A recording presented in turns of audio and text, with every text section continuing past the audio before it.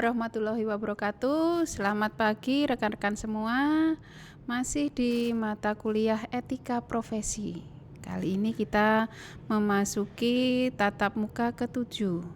Seperti yang sudah kita rencanakan sebelumnya, di tatap muka ke-7 ini kita akan mencoba mengaplikasikan apa yang sudah kita pelajari sebelumnya dalam tatap muka pertama sampai yang sebelumnya ke-6 ke dalam suatu kasus, ya, suatu contoh kasus. Di sini akan saya sajikan ada 3 contoh kasus. Nah, ya. Kita lihat dulu contoh kasus yang pertama. Nah, di sini ada suatu perusahaan PT Megasari Makmur, ya, yang terletak di Bogor, di mana kita kenal produknya seperti tisu basah, pengharum ruangan, juga pembasmi nyamuk gitu ya, dengan merek HIT. Nah, ini adalah salah satu merek yang cukup terkenal. Nah, di sini produsen HIT ini khususnya untuk yang obat anti nyamuk, ya, ternyata setelah beredar gitu ya, ada kendala atau hambatan di mana ditemukan satu kasus, ya, ada konsumen yang mengalami gangguan kesehatan, ya. Kemudian setelah diteliti juga ternyata dalam kandungannya ada zat-zat kimia tertentu yang apabila dipergunakan dalam jangka panjang juga akan berakibat yang negatif atau kurang baik. Nah, di sini pada akhirnya produk anti nyamuk tersebut diminta untuk ditarik, ya, ditarik dari peredaran karena dianggap berbahaya, gitu ya. Nah, untuk memudahkan rekan-rekan mahasiswa untuk memberikan tanggapan, ya, di sini saya berikan panduan atau arahan dengan beberapa pertanyaan terkait dengan kasus di atas, ya. Jadi di sini bagaimana tanggapan terkait kasus tersebut bila dikaitkan dengan materi-materi yang sudah kita pelajari. Nah, apa yang sebaiknya dilakukan oleh perusahaan, karena kita tahu bahwa animo masyarakat atau minat masyarakat untuk menggunakan produk ini cukup tinggi, karena seperti yang diketahui bahwa produknya terkenal, ya, khususnya yang anti nyamuk terkenal cukup efektif. Kemudian dari sisi harga juga terjangkau dibandingkan dengan produk-produk yang lain. Jadi intinya masih diminati, ya. Kemudian apa yang sebaiknya dilakukan oleh perusahaan. Nah, ini salah satu contoh kasusnya. Nah, nanti kalian bisa memilih salah satu saja kasus mana yang sekiranya ingin ditanggapi. Silahkan menanggapinya juga nanti bisa di LMS, gitu ya. Kemudian untuk kasus kedua, nah di sini ada seorang karyawan bernama Pak Bagio yang bekerja di suatu perusahaan, ya, pabrik kecap. Dia sudah bekerja selama 10 tahun dan mendapatkan kepercayaan dari pengusaha, ya, di mana dia diberikan kepercayaan untuk menangani bidang produksi, sehingga Pak Bagio ini dia mengetahui bagaimana alur produksi, ya, dari bahan baku, suppliernya mana, kemudian harganya berapa, proses produksinya bagaimana, ya, bahkan kalau namanya produk seperti ini, ya, yang bisa dikonsumsi seperti ini biasanya ada resep, ya, resep atau adonan tertentu yang mungkin berbeda antara satu produk dengan produk yang lain. Jadi misalnya kalau di sini kecap, antara kecap yang satu dengan kecap yang lain mungkin rasanya berbeda karena masing-masing punya resep tersendiri. Nah, Pak Bagio pun juga mengetahui hal itu, ya. Kemudian karena pengetahuan tersebut, ya, membuat Pak Bagio juga melakukan proses produksi di rumahnya, ya.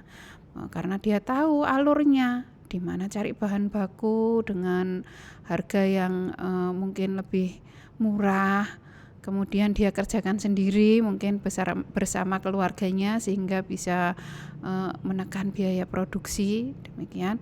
Tetapi kecap tersebut diberikan merek yang berbeda dengan kecap yang diproduksi oleh perusahaan tempat Pak Bagio bekerja.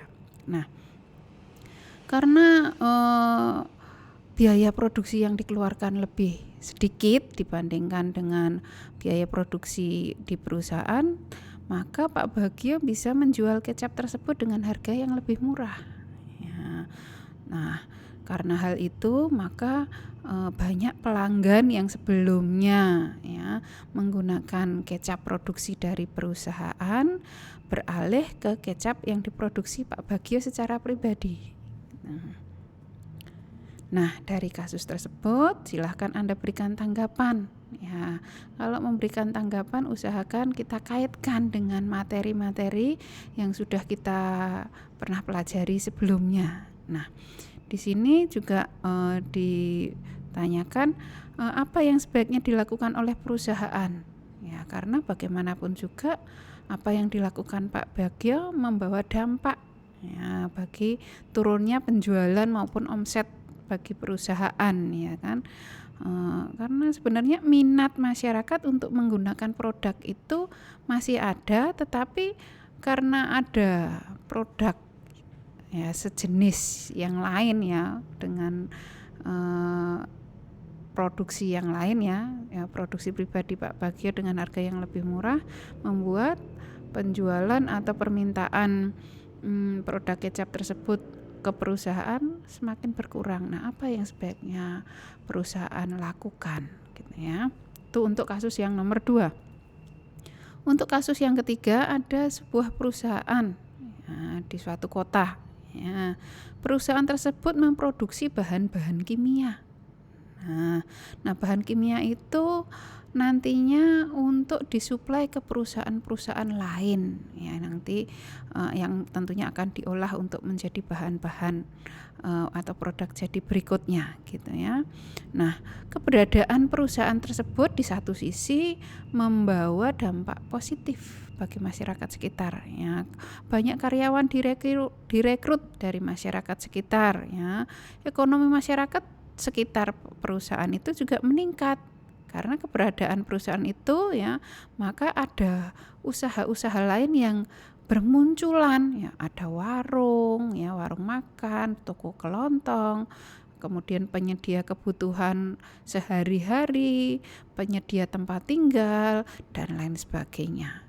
Sebenarnya secara ekonomi keberadaan perusahaan tersebut sangat bermanfaat ya, sangat membantu ya bagi masyarakat sekitar. Tetapi di sisi lain ternyata perusahaan tersebut belum mampu melakukan pengolahan limbah, belum mempunyai pengolahan dan instalasi limbah ya dengan baik, sehingga pada akhirnya limbah yang dihasilkan ya, mencemari lingkungan sekitar. Ya, namanya limbah ya, apa saja yang biasanya dirasakan. Yang pertama bau ya, karena ini merupakan bahan kimia. Baunya sangat menyengat ya. Namanya bau ya, lama-kelamaan tentu akan menimbulkan dampak pada kesehatan juga, seperti infeksi saluran pernafasan, kemudian karena mencemari lingkungan juga mungkin keberadaan airnya juga terkontaminasi sehingga timbul penyakit gatal-gatal, pusing, mual, muntah dan penyakit lainnya. Nah, tentu saja dengan adanya dampak tersebut masyarakat mulai merasakan ya hal-hal yang kurang mengenakan seperti itu, sehingga mereka melakukan unjuk rasa ya, mereka minta agar pengolahan limbahnya dikelola dengan baik ya, agar diadakan instalasi pengolahan limbah yang memadai ya. Nah, di sini tentu saja diskusi ataupun penyampaian aspirasi tersebut oleh kepala desa ya. Nah, di situ juga mereka sebenarnya sedikit dilematis. Kalau seandainya perusahaan itu sampai tutup, maka tentu saja keadaan perekonomian masyarakat juga akan menurun. Tapi kalau dibiarkan terus dalam jangka waktu yang panjang, tentu akan menimbulkan dampak-dampak negatif, terutama kesehatan bagi masyarakat, yang juga nantinya akan merugikan bagi masyarakat. Ya, jadi sama-sama bisa ada kerugian, ya, juga sebenarnya ada keuntungan bila perusahaan itu masih berada di sana. Nah, dari kasus yang ketiga, silahkan Anda berikan tanggapan, silahkan kaitkan dengan materi yang kita sudah pelajari sebelumnya. Kemudian, nah apa yang sebaiknya dilakukan oleh perusahaan? Ya, dari sisi perusahaan apa yang harus dilakukan, maupun dari sisi masyarakat, agar keberadaan perusahaan tersebut tetap bisa beroperasi tanpa merugikan kedua belah pihak. Ya, jadi mengulas sedikit yang pernah kita pelajari, ya, keberadaan perusahaan idealnya ya sama-sama saling menguntungkan dengan lingkungan sekitarnya, ya. Keberadaan perusahaan menguntungkan bagi masyarakat, masyarakat juga memberikan dampak positif bagi perusahaan, baik dari sisi sebagai konsumen, sebagai penyedia sumber daya manusia, juga mungkin sebagai penyedia sumber daya yang lain. Nah, silahkan Anda pilih salah satu kasus untuk ditanggapi. Silahkan usahakan tanggapan bisa melalui LMS. Ya, jangan lupa dituliskan identitas kalau memberikan tanggapan, ya. Identitasnya lengkap, namanya, mungkin NIM-nya, kelas R1 atau R2, kemudian juga kasus, nomor kasusnya, kasus berapa yang diberikan tanggapan, gitu ya. Diberikan waktu sampai waktunya UTS, silahkan waktunya panjang, sehingga kalau Anda luangkan sedikit waktu, tentu saja Anda bisa memberikan tanggapan dengan baik. Terima kasih, silahkan menanggapi. Wassalamualaikum warahmatullahi wabarakatuh.